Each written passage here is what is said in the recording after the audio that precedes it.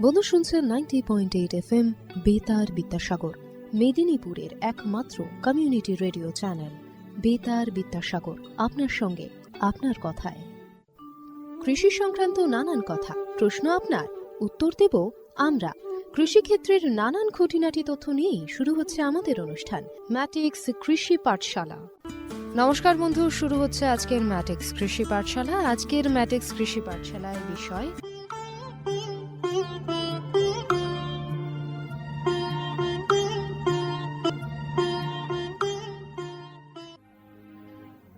কৃষিপ্রধান দেশ ভারতবর্ষ, তাই কৃষিক্ষেত্রে উন্নতির কথা মাথায় রেখে কৃষক বন্ধুর পাশে দেশের প্রধানমন্ত্রী শ্রী নরেন্দ্র মোদী সূচনা হলো কৃষকদের জন্য বিশেষ যোজনা পিএম প্রণাম। জৈবিক সারের ব্যবহার থেকে কৃষকদের বিশেষ প্যাকেজ প্রদান, সবই এই যোজনার অন্তর্গত। পিএম প্রণাম প্রধানমন্ত্রী কর্তৃক কৃষক বন্ধুর জন্য বিশেষ যোজনা।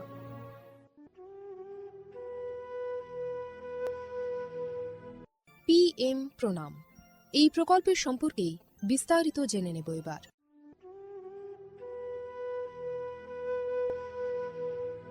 অর্থনৈতিক বিষয় সংক্রান্ত মন্ত্রিসভা কমিটি অর্থাৎ সিসিইএ 28 জুন 2023 তারিখে অনুষ্ঠিত একটি বৈঠকে পিএম প্রণাম প্রকল্পটি অনুমোদন করেছে। পিএম প্রণাম শব্দটি আমাদের মাতৃভূমির পুনরুদ্ধার, সচেতনতা সৃষ্টি, লালন পালন ও উন্নতির জন্য একটি পিএম প্রোগ্রামকে বোঝায়।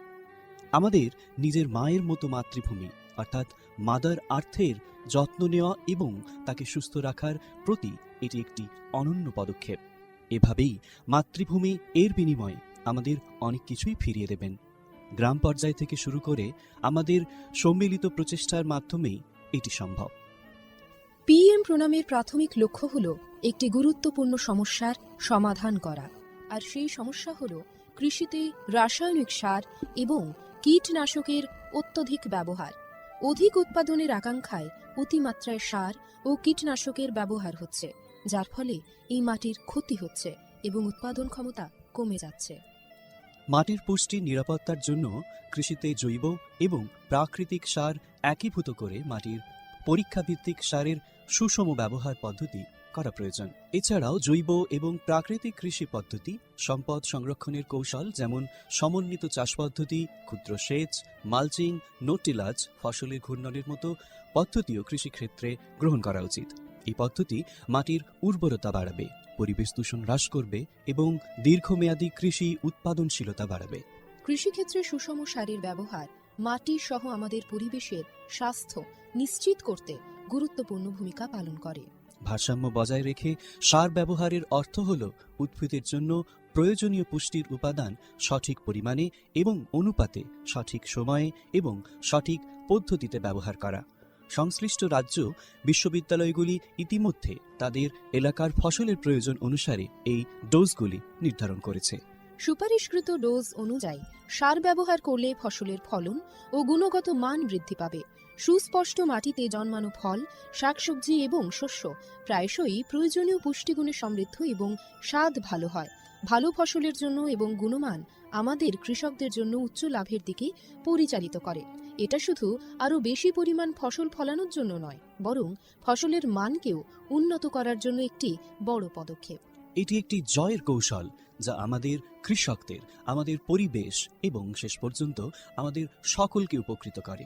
সঠিক জ্ঞানের সঙ্গে পুষ্টির ব্যবহার করলে আমরা যে শুধু ফলনই বাড়াতে পারব তা নয়, বরং আমাদের জমি ভবিষ্যৎ প্রজন্মের জন্য যাতে উর্বর থাকে তাও নিশ্চিত করতে পারব। সুতরাং আসুন একটি উজ্জ্বল এবং আরও টেকসই কৃষি ভবিষ্যতের জন্য সুষম সার ব্যবহারের প্রচার এবং অনুশীলন চালিয়ে যাই।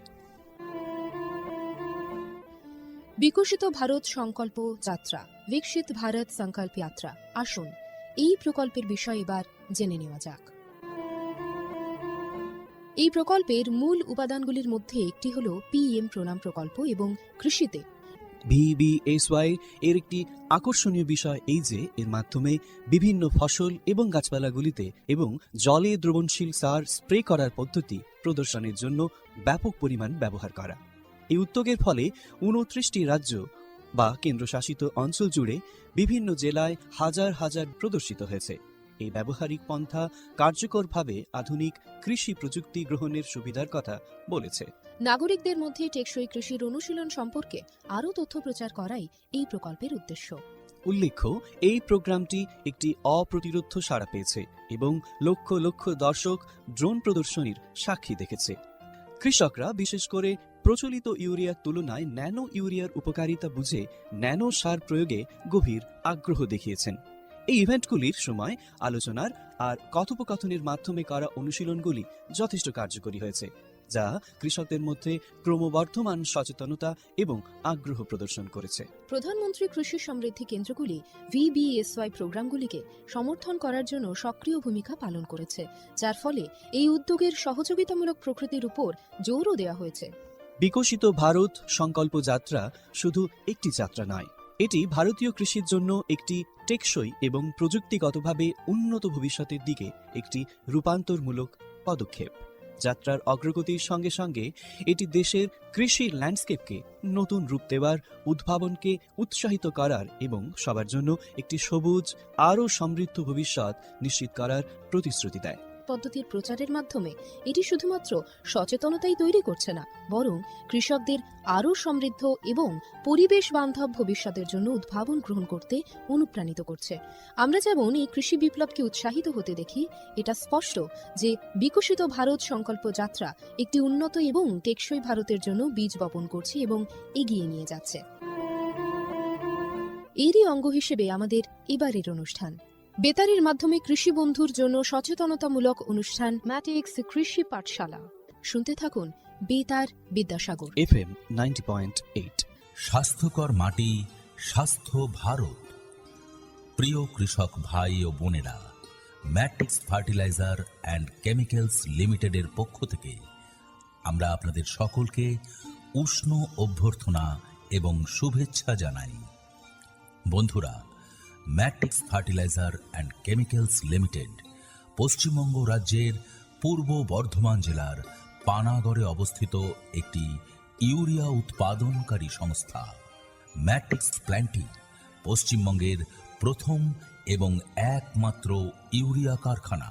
আপনারা সবাই জেনে খুশি হবেন যে মাটি পরীক্ষার জন্য কোম্পানি কর্তৃক একটি ভ্রাম্যমাণ মৃত্তিকা পরীক্ষাগার স্থাপন করা হয়েছে, যা সমগ্র বাংলায় তার পরিষেবা প্রদান করে।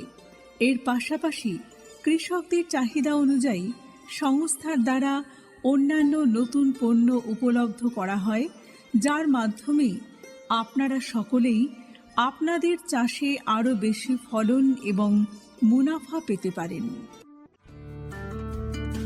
আজকের ম্যাটিক্স কৃষি পাঠশালাতে শুনবেন ফিচার অব দ্য স্কিম। নমস্কার শ্রোতা বন্ধুরা, বেতার বিদ্যাসাগরে আপনাদেরকে স্বাগত। ম্যাট্রিক্স কৃষি পাঠশালায় আমি এসে গেছি। আমি প্রতাপচন্দ্র সিং, সহ কৃষি অধিকর্তা, শালমনি ব্লক। তো বিগত দিনের মতো আজকে উপস্থিত হয়েছি ম্যাট্রিক্স কৃষি পাঠশালাতে। আমাদের আলোচনা চলছিল এর আগেও যে পিএম প্রণাম প্রকল্প নিয়ে। তো আজকে পিএম প্রণাম প্রকল্পের বা স্কিমের যে বিষয়টা নিয়ে আজকে আলোচনা করব, সেটা হচ্ছে যে পিএম প্রণাম প্রকল্পের আগে বোধহয় আমরা আলোচনা করেছিলাম যে তার উদ্দেশ্য কী ছিল। আজকে আসবো যে এর বৈশিষ্ট্য কী, এই স্কিমটার কী বৈশিষ্ট্য আছে আমাদের বা প্রকল্পটার মধ্যে কী আছে, সেটা একটু আমাদের জানার বিষয় আছে। যে এর বৈশিষ্ট্য যেটা আলোচনা করতে গেলে যেটা প্রথমেই চলে আসে, আপনারা জানেন যে যেটা নিয়ে যে এই প্রকল্পতে যেটা ছিল যে রাসায়নিক সারের নির্ভরতাটা আমাদের কমানো এবং তার বিভিন্ন রকম জিনিস নিয়ে আমি আলোচনা বলেছিলাম আপনাদেরকে। তো মূলত যে বৈশিষ্ট্যটা আছে সেটা হচ্ছে যে আমাদেরকে ভর্তুকির পরিমাণ, যেটা কেন্দ্রীয় সরকারের রাসায়নিক এবং সার এবং রাসায়নিক মন্ত্রণালয় তারা কৃষকদের কৃষিকাজে সুবিধার জন্য যে ভর্তুকিটা দেয় রাসায়নিক সারের উপর, যেগুলোকে সাবসিডাইজ ফার্টিলাইজার বলা হয়, তার ক্ষেত্রে যে ভর্তুকিটা দেয় সেই ভর্তুকির পরিমাণটাকে আমাদেরকে বাঁচিয়ে, যেহেতু রাসায়নিক সার যদি কনজামশন কমাতে পারি, তাহলে আমাদের ব্যবহার যদি কমাতে পারি, তাহলে আলটিমেট আমাদের যে ভর্তুকিগুলো দিতে হয় সরকারকে, সেই ভর্তুকিগুলো বেঁচে যায়। এবং সেই ভর্তুকি যেগুলো বাঁচছে, যেগুলো বেঁচে যাচ্ছে, সেগুলো কি হচ্ছে না, সেগুলোকে আমরা রেওয়ার্ড আকারে, পুরস্কার আকারে, আমাদের স্কিমের লক্ষ্যটা কি, যে রেওয়ার্ড আকারে ফার্মারদেরকে দেওয়া। যেহেতু তারা সারের ব্যবহারটাকে কমাতে পেরেছে, বা সেই রাজ্যকে দেওয়া মানে সেই কৃষকদেরকে দেওয়া।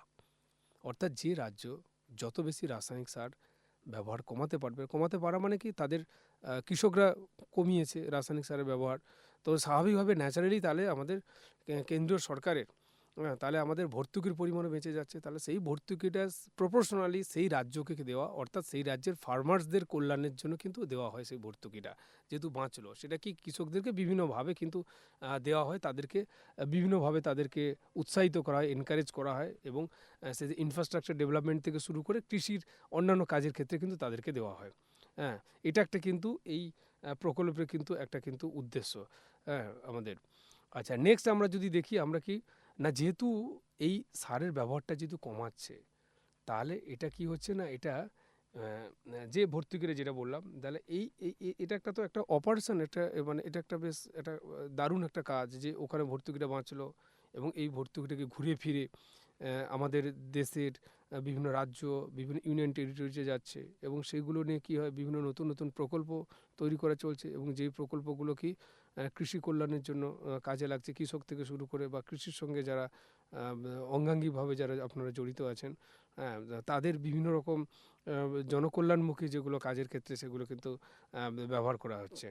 এবং বিভিন্ন স্টেট, তারা বিভিন্ন রাজ্য, এই প্রসঙ্গে বলে রাখি, বিভিন্ন রাজ্য তারা কিন্তু এটাকে কিন্তু একটা ডেমনস্ট্রেশন, মানে একটা প্রদর্শনীর মতো করে কিন্তু দেখাতে চাইছে যে দেখুন যে আমি এত বছর ধরে, যখন 23 সালে শুরু হলো এটা, 25-26 শেষ হলো, যে আমি এত সাল ধরে এই প্রকল্পটার আওতায় এসে যে কোনো রাজ্য বা যে কোনো স্টেট হতে পারে, বা যে কোনো রাজ্য বা যে কোনো কেন্দ্রশাসিত অঞ্চল হতে পারে, তারা এই 3 বছর ওই যে কমাচ্ছে, এই যে কমানোটা কিন্তু লাস্ট কিন্তু আপনাকে 3 ইয়ার্স বা 5 ইয়ার্সের সঙ্গে কিন্তু একটা কম্পেয়ার করতে একটা রাজ্যের, যে আমি এই প্রকল্পটা যখন নিলাম, তাহলে এই প্রকল্পের আমার লাস্ট 5 বছরে পরপর কত পরিমাণ রাসায়নিক সার আমার ব্যবহার হতো এই রাজ্যে, এবং তার সাথে সাথে কতটা ভর্তুকি ওখানে লাগতো, এটা একটা হিসাব করা লাস্ট 5 বছর। তার সাথে সাথে এই প্রকল্পটা যখন নেওয়া হয়েছে ওর সাথে কম্পেয়ার করা, যে এই প্রকল্পটা নিতে গিয়ে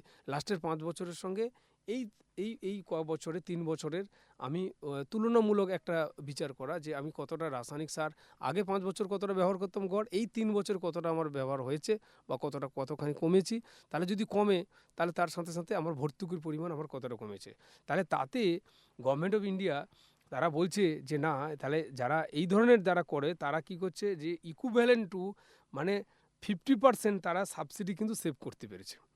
কোনো দেশ আর কোনো রাজ্য বা কেন্দ্রশাসিত অঞ্চল তারা সাবসিডির পরিমাণ, ধরুন আমি কথাই ধরলাম যে আমার রাজ্যে যে পরিমাণ সার লাগতো, এর আগে আপনাদেরকে একটা এতে বলেছিলাম যে আমার পশ্চিমবঙ্গে সার লাগে একটা বছরে, 24-25-এর যদি একটা হিসাব যদি বলি, সেটা হচ্ছে প্রায় 15.77 লক্ষ মেট্রিক টন কিন্তু সার 24-25-এ এতটা লাগে।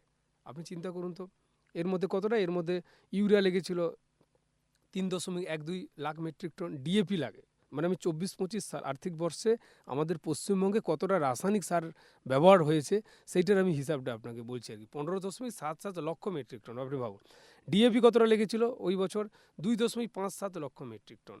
আচ্ছা, পটাশ কতটা লেগেছিল, 12.24 লক্ষ মেট্রিক টন। এবং আপনারা জানেন যে পটাশ বা ডিএপি, পটাশটা তো 100 ভাগই বিদেশ থেকে আনা করাতে হয়, বুঝতে পারছেন প্রচুর খরচা হয় ভারত সরকারের। ডিএপিটা অনেকটাই আনাতে হয় বিদেশ থেকে, আর বাকি ইউরিয়া তো আমাদের দেশীয় ডোমেস্টিক প্রোডাকশন হয়ে যায়। তাহলে এই যে এতটা যে সার, রাসায়নিক সার, তাহলে এই রাসায়নিক সারের উপর তো রাজ্য সরকার, কেন্দ্র সরকার তো ভর্তুকি দিচ্ছে কৃষকদের কথা ভেবে। তাহলে যদি এই সার, যদি আমি এই পিএম প্রণামের ফলে এর যদি ব্যবহার যদি যদি 2/3 হয়ে যায়, হ্যাঁ, যদি 3 ভাগের 2 ভাগ হয়ে গেল, বা 1 ভাগ কমে গেল, কমাতে পারলাম, বা 2 ভাগ কমাতে পারলাম, তাহলে তার সাথে সাথে ভর্তুকির পরিমাণও তাহলে বেঁচে যাচ্ছে।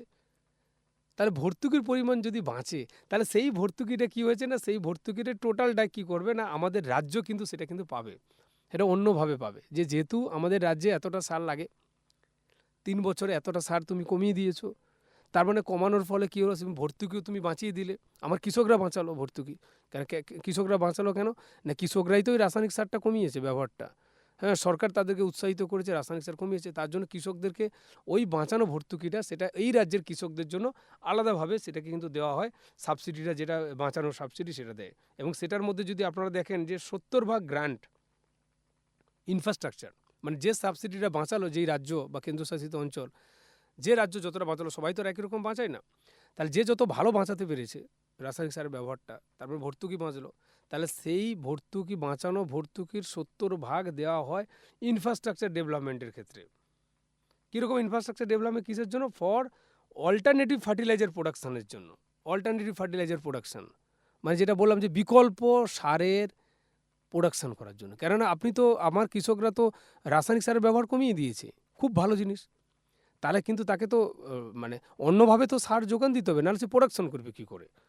তাহলে সেটাই যে অন্যভাবে যে করতে গিয়ে তার যে ইনফ্রাস্ট্রাকচার, ধরুন আমি বায়ো ফার্টিলাইজার বানাবো, তাহলে বায়ো ফার্টিলাইজার তো আমার কৃষক বানাতে পারবে না, তাহলে বায়ো ফার্টিলাইজার ইউনিট বানাতে হবে।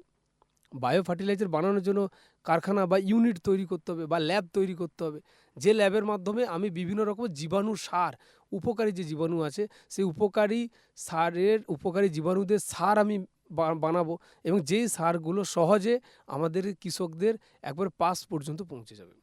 সেটা বিভিন্ন যে সারের যে দোকান আছে তাদের মাধ্যমে হোক, বা বিভিন্ন দপ্তর, কৃষি দপ্তরের মাধ্যমে হোক, যে সেই জীবাণু সারটা বিভিন্ন ধরনের, সেটা আছে নাইট্রোজেনাস ফার্টিলাইজার মানে জীবাণু বায়ো ফার্টিলাইজার হতে পারে, যেটা আপনি বললাম যে রাইজোবিয়াম কালচার, বা ফসফেট সলবুলাইজিং ব্যাকটেরিয়া, বা অ্যাজোস্পাইরিলাম ইত্যাদি যেগুলো আছে। তাহলে এই সারগুলো, এই জীবাণু সারগুলোকে তৈরির জন্য ল্যাবরেটরি দরকার, তার ইউনিট দরকার বানাতে হবে, তাহলে সেই ইনফ্রাস্ট্রাকচার কাজে লাগবে। অথবা ভার্মি কম্পোস্ট বানানো হবে, তাহলে ভার্মি কম্পোস্ট বানানো হয়, ভার্মি কম্পোস্ট আপনারা জানেন যে পাকাও বানানো যায়, বিভিন্ন ইউনিট বড় বড় বানানো যায়, বা আজকাল আপনারা দেখে থাকবেন যে বিভিন্ন ধরনের দেখবেন বিভিন্ন ধরনের সার বেরিয়ে গেছে। হ্যাঁ, আপনারা দেখবেন বালতিতে করে, দোকানে যাবেন বালতিতে করে 20 কেজি 15 কেজি বা 10 কেজির দেখবেন বিভিন্ন রকম বালতিতে সি উইড এক্সট্রাক্ট মানে সামুদ্রিক যে শৈবালগুলো আছে সেটা এক্সট্রাক্ট ধরে বিভিন্ন রকম অর্গানিক কার্বন, বিভিন্ন ধরনের দেখবেন ফার্টিলাইজার বাজারে কিন্তু নানাবিধ কিন্তু বেরিয়ে গেছে।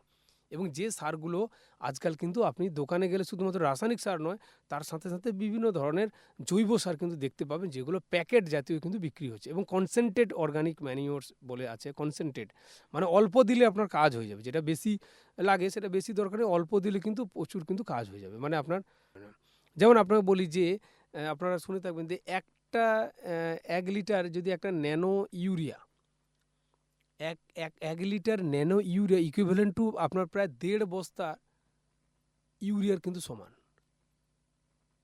ন্যানো ইউরিয়া, আমি আরও একবার রিপিট করছি আমার কৃষক বন্ধুদের জন্য, যে আপনি 1 লিটার ন্যানো ইউরিয়া একটা বোতল মানে ইকুইভ্যালেন্ট টু আপনার 1.5 প্যাকেট, 1.5 প্যাকেট বলতে 45 কেজির প্যাকেট, 1.5 প্যাকেট কিন্তু ইউরিয়ার কিন্তু সমান, মানে ইকুইভ্যালেন্ট।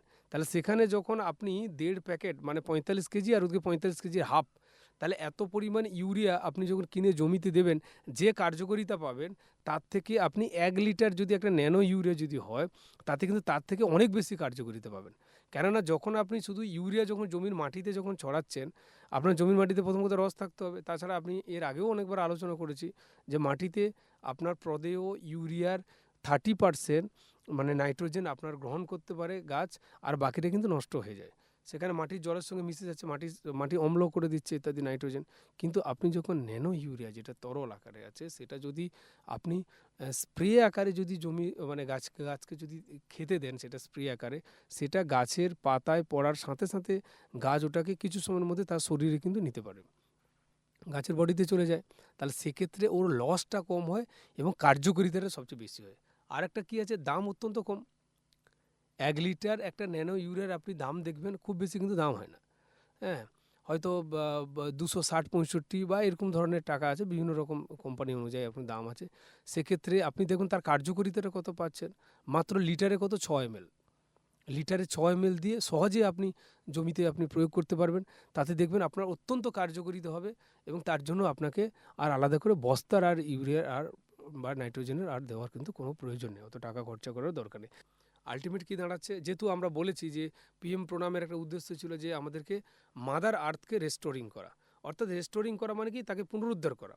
যেহেতু আমরা প্রচুর রাসায়নিক সার এটা ওটা করে ফেলে আমাদের পরিবেশকে অনেকটা আমরা খারাপ করে ফেলেছি, তাহলে সেটাকে পুনরুদ্ধার করা। অর্থাৎ যদি আমরা নেচারকে যদি বা প্রকৃতিকে যদি আমরা রেস্টোর করতে পারি, তাকে যদি পুনরুজ্জীবন দিতে পারি, পুনরুদ্ধার করতে পারি, তাহলে আলটিমেট কিন্তু রেস্টোরিং আওয়ার সেলফ যাকে বলা হয়, অর্থাৎ প্রকৃতিকে যদি রেস্টোর করতে পারি, পুনরুদ্ধার করতে পারি, তাহলে আলটিমেট আমরা নিজেদেরকে আবার পুনরুজ্জীবিত করতে পারবো, নিজেদেরকে আবার পুনরুদ্ধার করতে পারবো। প্রকৃতি বেঁচে থাকলে আমরা বেঁচে থাকবো, কেন প্রকৃতির মধ্যে আমরা লালিত পালিত বড় হচ্ছি। যেটা আমি বলেছিলাম, তাহলে সেই প্রকৃতি যদি ঠিক থাকে, প্রকৃতিকে যদি রেস্টোর করতে পারি, তাহলে আলটিমেট আমরা নিজেদেরকে রেস্টোর করতে পারবো। তাহলে এটা একটা বড় একটা দিক এই স্কিমের মধ্যে। এবং যেটা বললাম যে এনভায়রনমেন্টাল ডিগ্রেডেশন, মানে জিনিসটা কী দাঁড়াচ্ছে, যে প্রাকৃতিক যে অবক্ষয়, পরিবেশের যে অবক্ষয়, সেটা কিন্তু বাঁচানো। তাহলে আমি যদি রাসায়নিক সার বা সিনথেটিক ফার্টিলাইজার যদি আমি ব্যবহার যদি এইসব অল্টারনেটিভ সারের মাধ্যমে ইত্যাদি ইত্যাদি প্রাকৃতিক সারের মাধ্যমে যদি কমিয়ে ফেলতে পারি, তাহলে আলটিমেট আমার যে এনভায়রনমেন্টাল যেটা ডিগ্রেডেশন, প্রাকৃতিক বা প্রকৃতির যে অবক্ষয়, তাহলে সেটা আমরা কমাতে পারছি। সেটা কীরকম, আপনি যদি রাসায়নিক সার কমাচ্ছেন মানে কি, তার মানে আপনার মাটির স্বাস্থ্য ঠিক হয়ে যাচ্ছে। আচ্ছা, মাটির যেহেতু রাসায়নিক সার কম পড়ছে, তার মানে সেটা সেই রাসায়নিক সারের অবশিষ্টাংশ সেটা আমার মাটির জলের সঙ্গে বা পানীয় জলের সঙ্গে সেটা কন্টামিনেশন হচ্ছে না, তার মানে আমার পানীয় জলটাও ঠিক থাকছে। এবং রাসায়নিক সার কম দেওয়ার ফলে তার যে কেমিক্যালসগুলো রেসিডিউ আমার মাটিকে অ্যাসিডিটি করছে না, মাটির মধ্যে অম্লত্ব বাড়াচ্ছে না। আপনাদেরকে এই প্রসঙ্গে বলে রাখি যে ভারত সরকারের দেখবেন PMRKVY, প্রধানমন্ত্রী রাষ্ট্রীয় কৃষি বিকাশ যোজনাতে দেখবেন সয়েল হেলথ অ্যান্ড ফার্টিলিটি বলে একটা প্রকল্প চলছে। সয়েল হেলথ, মাটির স্বাস্থ্য এবং ফার্টিলিটি বলে একটা উর্বরতা বলে একটা প্রকল্প চলছে। এই প্রকল্পের মাধ্যমে প্রতিটা ব্লকে, প্রতিটা মৌজা থেকে মাটির নমুনা সংগ্রহ করে সেই নমুনা কিন্তু ল্যাবরেটরিতে পাঠিয়ে, অর্থাৎ মাটি পরীক্ষাগারে পাঠিয়ে সেখানে কিন্তু তার পরীক্ষা করা হচ্ছে। এবং ওই মাটিতে যে আপনার নাইট্রোজেন কতটা আছে, ফসফরাস কতটা আছে, পটাশিয়াম কতটা আছে, তার সাথে সাথে মাটিতে অর্গানিক কার্বন কতটা আছে, যেটা জৈব সারের মাধ্যমে আমরা প্রয়োগ করি, তার সাথে সাথে দেখা হচ্ছে কি যে ওই মাটির পিএইচ কতটা আছে। পিএইচ এটা একটা গুরুত্বপূর্ণ জিনিস, আপনারা শুনে থাকবেন বিভিন্ন সময় যে মাটির পিএইচ কিন্তু একটা ভাইটাল ফ্যাক্টর, কিন্তু খুব গুরুত্বপূর্ণ কৃষিকাজ করতে গেলে। কেননা মাটির পিএইচ জানা দরকার আছে। ইদানিং আপনাদের যদি মানে সাম্প্রতিক একটা যদি মানে বলি, একটা স্ট্যাটাস যদি বলি, আপনারা অবাক হয়ে যাবেন। আমি আমার শালবনী ব্লকের কথা বলছি। এখানে বর্তমানে মাটির পিএইচ প্রায় 4.8 থেকে 5.6, এই ধরনের আমি একটা এভারেজ বললাম, 4.8 থেকে 5.6। তার মানে এই পিএইচ এটা ইন্ডিকেট করছে যে আপনার মাটি, আমি শালবনীর কথা বলছি, মানে আমার পশ্চিমাঞ্চলে যে বিভিন্ন জেলাগুলো আছে তাদের মাটির অবস্থা কিন্তু মোর অর লেস প্রায় একই রকম মতো। তার মানে কি দাঁড়াচ্ছে, এটার মানে কি দাঁড়াচ্ছে, এটার মানে এটা দাঁড়াচ্ছে যে আমাদের চাষযোগ্য যে মাটি বা জমির মাটি সেটা কিন্তু আম্লিক হয়ে গেছে, মানে অম্ল টক হয়ে গেছে। বিষয়টা কি দাঁড়ালো না, বিষয়টা দাঁড়ালো যেখানে আমাদের মাটির পিএইচ বা জমির মাটির পিএইচ, যদি জমির স্বাস্থ্য ভালো রাখতে হয় তাহলে পিএইচ থাকার কথা কত, সেটা থাকার কথা 6.5 থেকে 7.5। এইটা হচ্ছে আদর্শ একটা পিএইচ, মাটির পিএইচ, আদর্শ পিএইচ বা আইডিয়াল পিএইচ বলতে পারি। আরেকবার বলছি আমি যে 6.5 থেকে 6.5 থেকে 7.5 পরিষ্কার কথা। তাহলে এই পিএইচ যদি একটা মাটিতে থাকে, আপনি ভাববেন যে সেই মাটির স্বাস্থ্য দারুণ আছে, সুপার আছে একবারে। তার মানে ওই মাটিতে আপনি প্রাকৃতিক সার দেন, মানে এই যে জৈব সার যাই দেন না কেন, অথবা যদি রাসায়নিক সার অল্প করেও দেন, তাতে আপনার বা অল্টারনেটিভ ফার্টিলাইজার যাই দেন, তাতে আপনার গাছের মানে কি বলা যায়, আপনার ফসল যেমন ভালো হবে, ফসলের হেলথ বা গাছের স্বাস্থ্য ভালো থাকবে এবং ভালো ফলন আপনি পাবেন। কিন্তু আমি যে পিএইচটা আগে বললাম যে বর্তমানে আমাদের এখানে পিএইচ কত না 4.8 থেকে 5.6, তার মানে 6.5-এর নিচে। তার মানে 6.5 থেকে যত বেশি নিচের দিকে যাবে তত আপনার তীব্র অ্যাসিডিক হয়ে যাবে। তাহলে এই মুহূর্তে আমাদের মাটি কিন্তু অ্যাসিডিক, আম্লিক। তাহলে আম্লিক মাটিতে আপনি যে সার যত খুশি দেন না কেন, তাতে কিন্তু গাছ কিন্তু ওখান থেকে কিন্তু খাবার নিতে পারবে না, গাছ কিন্তু খাবার পাবে না। আপনি যতই রাসায়নিক সার দেন, যতই যাই দেন, গাছ কিন্তু পাবে না। তাহলে মাটির পিএইচ তাহলে কী হবে না, মাটির পিএইচকে ঠিক করতে হবে, মাটির স্বাস্থ্যকে ঠিক করতে হবে, পিএইচকে আপনাকে নিউট্রাল করতে হবে। যেটা বললাম যে আদর্শ পিএইচ কত থাকতে হবে, যেটা 6.5 থেকে 6.5 থেকে 7.5। তাহলে 6.5 থেকে 7.5 যদি পিএইচ যদি আনতে হয়, তাহলে আপনার মাটিকে কীভাবে সংশোধন করতে হবে, যেটা আমরা আমাদের পিএম প্রোগ্রামে বলা আছে রেস্টোরিং বা অ্যামিলিওরিয়েন্ট করা। তার মানে কি, আমার মাটি যেহেতু খারাপ হয়ে গেছে, কেন খারাপটা হলো কীভাবে, এবার আপনার প্রশ্ন আসবে যে মাটির খারাপটা হলো কী করে। না, এতদিনে আপনি রাসায়নিক সার প্রচুর ব্যবহার করেছেন, মাটিতে জৈব সার ঠিকঠাক করে দেননি। কেননা আপনি দেখেছেন যে রাসায়নিক সার যতই দিচ্ছে আমার ফলন বাড়ছে। তাহলে এই একটা নেশাতে বা এই প্র্যাকটিসে থাকতে থাকতে রাসায়নিক সারের ব্যবহারটা ক্রমবর্ধমান এত পরিমাণ আমরা বাড়িয়ে দিয়েছি, যার ফলে আমাদের মাটি অম্ল হয়ে গেছে। আচ্ছা, এই ঘটনাটা ঘটলো কবে থেকে, এই যে রাসায়নিক সারের ব্যবহারটা, এটা ঘটনাটা ঘটেছে কিন্তু আমাদের হ্যাঁ, স্বাধীনোত্তর সময় থেকে, অর্থাৎ আমরা ভারতবর্ষ যখন স্বাধীনতা পেয়ে গেল 1947 সালে 15ই আগস্ট, তার পরবর্তীতে কি তখন তো খাদ্যের সংকট ছিল, তারপরে পরবর্তীতে আমাদের খাদ্যের স্বয়ং নির্ভরতা বাড়ানোর জন্য বা স্বয়ংভর হওয়ার জন্য কি করলো না, আমাদের সেই সবুজ বিপ্লব শুরু হলো। আপনারা জেনে থাকবেন সবুজ বিপ্লব 1960-এর দশকে। তাহলে সবুজ বিপ্লব যখন শুরু হলো তখন মাত্র ধান আর গম, এই দুটো ফসলের উপর কিন্তু, গম আর ধান এই দুটো ফসলের উপর সবুজ বিপ্লব শুরু হলো। সবুজ বিপ্লবে মূলত কী জিনিস ছিল? সবুজ বিপ্লবের মূলত লক্ষ্য ছিল যে চাষের ক্ষেত্রে আমরা কি করবো না, রাসায়নিক সারের ব্যবহার বাড়াবো, নতুন নতুন উন্নত জাতের ব্যবহার করব, ফসলের জাত ব্যবহার করব উন্নত জাত, দেশীয় জাত নয়, দেশীয় জাতের ফলন কম, তাহলে উন্নত জাত ব্যবহার করবো, হাইব্রিড, এবং তার সাথে সাথে রাসায়নিক সারের ব্যবহার বাড়াবো, রাসায়নিক কীটনাশকের ব্যবহার বাড়াবো, তার সাথে সাথে কি না ভৌম যে জল, যেটা মাটির নিচে যে জল, সেই জলের ব্যবহার বাড়াবো মূলত। আর কি না, ফার্ম মেশিনারি, নতুন নতুন কৃষির ক্ষেত্রে যন্ত্রপাতির ব্যবহার বাড়াবো। তাহলে এই জিনিসগুলো বাড়ানোর সাথে সাথে কৃষির যে প্রোডাকশান সেটা হিউজ পরিমাণে বাড়তে শুরু করে দিয়েছে। আচ্ছা, এখন কি দেখুন, ভারতবর্ষর স্বাধীন হয়েছে বা স্বাধীনতার আগে বা স্বাধীনের পরপর কিন্তু খাদ্য সংকট ছিল। আচ্ছা, এখন আমরা স্বাধীনতার এত বছর পার করে দিয়েছি, এখন কি কোথাও শুনেছেন যে খাদ্য সংকটে লোক আছে বা খাবার পাচ্ছে না বলে দুর্ভিক্ষে লোক মারা যাচ্ছে? দেখবেন কোনো শুনতে পাবেন না এসব। কেন শুনতে পাবেন না? না, আমরা এই জিনিসগুলো, এই সবুজ বিপ্লবের সময় থেকে এই জিনিসগুলোর ব্যবহার একদিনে তো আর ব্যবহার হয়নি, এগুলো ধীরে ধীরে কৃষকদেরকে অ্যাওয়ারনেস করেছে, হ্যাঁ রাসায়নিক সার বাড়াও বাড়াও বাড়াও। সরকারই বলেছে, সরকারি যোজনা বলেছে যে আপনারা রাসায়নিক সারের ব্যবহার বাড়ান, এবং বাড়ানোর ফলে প্রোডাকশনও প্রচুর বাড়িয়েছেন আপনারা। এখন সরকার বলছে, ঘুরে বলছে, যখন তার যখন প্রতিক্রিয়া দেখা দিচ্ছে রাসায়নিক সার বা এইসব কীটনাশক ব্যবহারের ফলে, হ্যাঁ, যে পরিবেশ যখন খারাপ হয়েছে, যেটাকে বলে যে এনভায়রনমেন্টাল ডিগ্রেডেশন হচ্ছে, এখন আবার বলছে যে না, রাসায়নিক সারের ব্যবহার কমাও, রাসায়নিক কীটনাশকের ব্যবহার কমাও। হ্যাঁ, এখন কি না, পরিবেশকে বাঁচাও, স্বাস্থ্য বাঁচাও, মাটির স্বাস্থ্য ঠিক করো। তাহলে ভাবুন, আবার সরকার নিজে বলছে, যোজনা করে বলছে যে না, রাসায়নিক সারের ব্যবহার কমান, সাবসিডি বাঁচাও, পরিবেশ বাঁচাও, স্বাস্থ্য বাঁচাও, হ্যাঁ, ইত্যাদি ইত্যাদি। তাহলে ভাবুন, তার মানে কি মাঝখানে ব্যবহারটা খুব বেড়ে গেছে। তাহলে এই রাসায়নিক সারের ক্রমাগত ব্যবহার ফলে মাটির পিএইচও খারাপ হয়ে গেছে। তাহলে আদর্শ পিএইচ আর নাই। তাহলে এখন আমাদের উপায় কি? জমির মাটির পিএইচ ঠিক করতে হবে। পিএইচ যদি না ঠিক করি, তাহলে কেন রাসায়নিক সারের ব্যবহার তো আমরা কমাবো এখন। তাহলে রাসায়নিক সার যেই অল্প পরিমাণ সার আমি মাটিতে দেবো, তাহলে সেই মাটির স্বাস্থ্য যদি ঠিক না থাকে, সেই মাটির পিএইচ যদি ঠিক না থাকে, তাহলে গাছের মানে কী পুষ্টি হবে কি করে? তাহলে আমার ফসলের চাষ হবে কি করে? তাহলে মাটির পিএইচকে ঠিক করার জন্য আমাদের উপায় কি? সয়েল অ্যামিলিরিয়েন্ট ব্যবহার করা, অর্থাৎ সয়েল শোধক, মাটির শোধক। তাহলে পিএইচ থেকে বাঁচানোর জন্য আমাদের কি চুন বা ডোলোমাইট ব্যবহার করতে হবে, আমাদেরকে চুন ব্যবহার করতে হবে, ডোলোমাইট। হ্যাঁ, মিনিমাম যে পিএইচটা আমি বললাম 4.8 থেকে 5.6, তার মানে যেহেতু অম্ল আছে মাটি, তাহলে আমাদের উচিত কি যে কিছু না হোক প্রতি 3 বছর ছাড়া মাটিতে একটু করে চুন প্রয়োগ করতে হবে।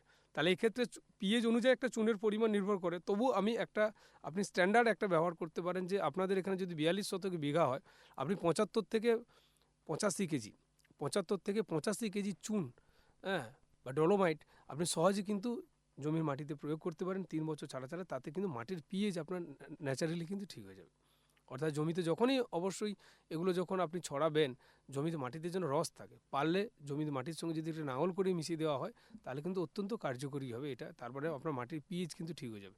সেই সাথে সাথে যে ধরনের অল্টারনেট ফার্টিলাইজার বা জীবাণু সার বা জৈব সার বা সবুজ সারে, যেটা ধনচার কথা যেগুলো বলা হয়েছে বিভিন্ন সময়, তাহলে সেইগুলো যদি করেন, তারপর দেখুন আপনার মাটিতে অর্গানিক কার্বন চলে আসবে এবং মাটির আপনার স্বাস্থ্য ঠিক হয়ে যাবে। এবং ওই মাটিতে অল্প রাসায়নিক সারে দেখবেন আপনার আগে যে রাসায়নিক সার দিয়ে যে ফলন পেতেন, সেই ধরনের ফলন পাবেন এবং সেই গুণমানের ফলন পাবেন, তাতে কিন্তু কোনো হেরফের হবে না।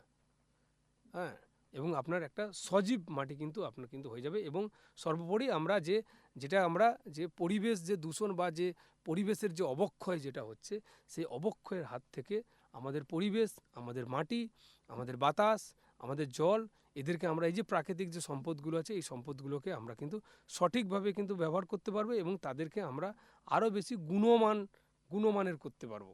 এবং যার ফলে ফিউচার জেনারেশন এবং নিজেদের তো ঠিক আছে, এবং পরবর্তী জেনারেশনের জন্য আমরা কিন্তু একটা সুস্থ সবল পরিবেশ একটা উপহার দিতে কিন্তু পারবো। এবং এক্ষেত্রে আর একটা কি বলা, যে আরও এর বৈশিষ্ট্য কী, সেটা তো বিভিন্ন সময় আলোচনা করেছি, যেটা হচ্ছে কি, যেটা বললাম যে বায়ো ফার্টিলাইজার, জীবাণু সার অথবা অল্টারনেটিভ যেগুলো কন্ট্রিবিউশন যেগুলো আছে, যেগুলো অর্গানিক যেগুলোকে অল্টারনেটিভ যেগুলো সার যেগুলো বলছি, যে সেগুলোর তো অবশ্যই কিন্তু সেগুলো কিন্তু বাড়ানো, সেগুলো কিন্তু ব্যবহার কিন্তু বাড়াতে হবে। তাহলে সেগুলো যদি আমরা ব্যবহার বাড়াই ধীরে ধীরে, আর যেটা বললাম যে মাটির স্বাস্থ্য ঠিক রাখার জন্য পিএইচ যদি আমরা ঠিক করি, তাহলে কিন্তু সুন্দরভাবে কিন্তু আমাদের কিন্তু হয়ে যাবে। এবং সেক্ষেত্রে কি না, এই ক্ষেত্রে আরেকটা বিষয় যেটা দাঁড়াচ্ছে সেটা হচ্ছে কি, আপনারা জানেন যে ক্লাইমেট রেজিলেন্ট এগ্রিকালচার, এই কথাটা কিন্তু শুনে থাকবেন। অর্থাৎ জলবায়ু নির্ভর বা জলবায়ু সহনশীল কৃষি, যেটাকে সহনশীল কৃষি বলা হয়, ক্লাইমেট রেজিলেন্ট এগ্রিকালচার। আপনারা জানেন যে আমাদের যে ক্লাইমেট রেজিলেন্ট এগ্রিকালচার, এটা কিন্তু বেশ ভালো একটা কিন্তু লক্ষ্য একটা আগামী দিনে। কেননা আমাদের যে জলবায়ু, যেটা বললাম যে এনভায়রনমেন্টাল ডিগ্রেডেশন হচ্ছে, তার মানে আমাদের জলবায়ুর পরিবর্তন হচ্ছে। আপনারা জানেন যে এবছর যেমন বর্ষাটা ভালো হচ্ছে, আবার কোনো বছর দেখবেন আপনারা যে মৌসুমি বায়ু সঠিক সময়ে কিন্তু এলো না, যে সময় মৌসুমি বায়ু আসার কথা। কেননা মৌসুমি বায়ুর উপর তো আমাদের ভারতবর্ষের যে কৃষি, আপনারা দেখেন এই মনসুন যেটা দক্ষিণ পশ্চিম মৌসুমি বায়ু যেটা আসে, ওই মৌসুমি বায়ুর উপরে কিন্তু আমাদের কিন্তু এই খারিফের কিন্তু ফসল কিন্তু নির্ভর করে। তাহলে সেক্ষেত্রে মৌসুমি বায়ুর আগমন যদি দেরি করে হয়, তাহলে আপনার কৃষির ক্ষেত্রে দেরি হয়ে যায়। হ্যাঁ, আবার দেখা গেলো মৌসুমি বায়ু আগমনে এমন একটা সময় হলো, হ্যাঁ, যে অনেক লেটে হলো, অথবা এসেও প্রচুর পরিমাণে বৃষ্টি হলো, এমন বৃষ্টি হলো অতিবৃষ্টি। অর্থাৎ এখন জলবায়ু পরিবর্তন, অর্থাৎ পরিবেশ যত দূষণ হচ্ছে, জলবায়ুর পরিবর্তন হচ্ছে, এবং জলবায়ু পরিবর্তনের সাথে সাথে আমাদের মৌসুমি বায়ুর আমরা দেখে যাচ্ছি খামখেয়ালিপনা, অর্থাৎ অতিবৃষ্টি অনাবৃষ্টি কোথাও আছে। আপনার এখানে অতিবৃষ্টি হচ্ছে, কোথাও অনাবৃষ্টি, বৃষ্টি নাই। বা আপনার এখানে দেখবেন বৃষ্টি নেই, অন্য কোথাও প্রচুর বৃষ্টি, যেখানে এত বৃষ্টি দরকার নাই। তাহলে এই ধরনের যে প্রকৃতির যে খামখেয়ালিপনা, এগুলো কিন্তু পরিবেশ দূষণের ফলে হচ্ছে। এবং এই পরিবেশ দূষণের ফলে যে এগুলো হচ্ছে, তাহলে প্রকৃতির খামখেয়ালিপনাকে মাথায় রেখে আমাদের কৃষিকাজটাকে আগামী দিনে করতে হবে। তাহলে এক্ষেত্রে ক্লাইমেট রেজিলেন্ট এগ্রিকালচার, অথবা যেটাকে বলে যে জলবায়ু সহনশীল কৃষি, অর্থাৎ যেখানে আপনার জমির চরিত্র যেরকম, আপনার ভূমির চরিত্র যেখানে কোথাও উঁচু জমি, কোথাও মধ্যম জমি মানে মাঝারি জমি, কোথাও বা নিচু জমি, তাহলে আপনার জমির চরিত্র যেখানে, এবং সেখানকার মাটির চরিত্র, জমির ভূমির চরিত্র এবং মাটির চরিত্র অনুযায়ী, কোথাও বা লাল পাথুরে মাটি আমাদের, কোথাও বা কাদার ভাগ বেশি, কোথাও বা বালির পরিমাণ বেশি, তাহলে এই চরিত্র অনুযায়ী সেখানে কিন্তু সেই ধরনের জাত, আপনাকে ফসলের জাত কিন্তু নির্বাচন করতে হবে। তাহলে ক্লাইমেট রেজিলেন্ট এগ্রিকালচারে বা জলবায়ু সহনশীল কৃষিতে প্রথমে এই জিনিসগুলো কিন্তু, এই তথ্যগুলো কিন্তু আপনাদেরকে রাখতে হবে। তাহলে আপনার এলাকার মাটি, আপনার জমির চরিত্র, আপনার সেখানে সেচের কী সুবিধে আছে, কেননা প্রকৃতি যেহেতু খামখেয়ালিপনা, কখন বৃষ্টি আসবে কখন না আসবে সেটা তো আমাদের হাতে নেই। তাহলে সেখানে আপনার জলের কি লাইফ সেভিং ইরিগেশনের আপনার কী আছে, অর্থাৎ যদি এমার্জেন্সি বা জরুরি ভিত্তিতে হয়, সেখানে আমার কী ধরনের সেচের ব্যবস্থা আছে, সেটা কিন্তু আমাকে খেয়াল করতে হবে। সেই অনুযায়ী কিন্তু আপনাকে ফসলের জাত নির্বাচন করতে হবে, এবং আপনাকে কিন্তু ফসল কিন্তু করতে হবে। তবে গিয়ে কিন্তু আমরা কিন্তু এই যে প্রকল্পের যে বৈশিষ্ট্য বা এই প্রকল্পের যে উদ্দেশ্য, সেটা কিন্তু আমরা পূরণ করতে পারব। নমস্কার, সবাইকে ধন্যবাদ। এতক্ষণ শুনছিলেন কৃষি সংক্রান্ত বিশেষ অনুষ্ঠান ম্যাটিক্স ফার্টিলাইজার্স ও কেমিক্যালস লিমিটেডের প্রস্তুতি, কৃষক ভাই ও বন্ধুর জন্য কৃষিক্ষেত্রে বিশেষ বার্তা। এই ধরনের অনুষ্ঠান আরও শুনতে কানে রাখুন বেতার বিদ্যাসাগর 90.8 FM, ঠিক বেলা 1টায়।